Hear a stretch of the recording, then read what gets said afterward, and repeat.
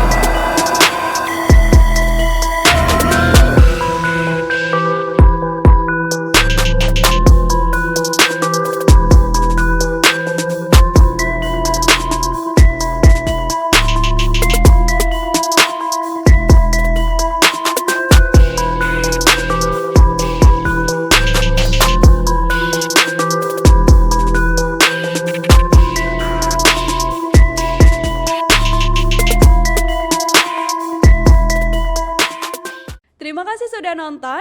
Jangan lupa like, subscribe, dan share ya.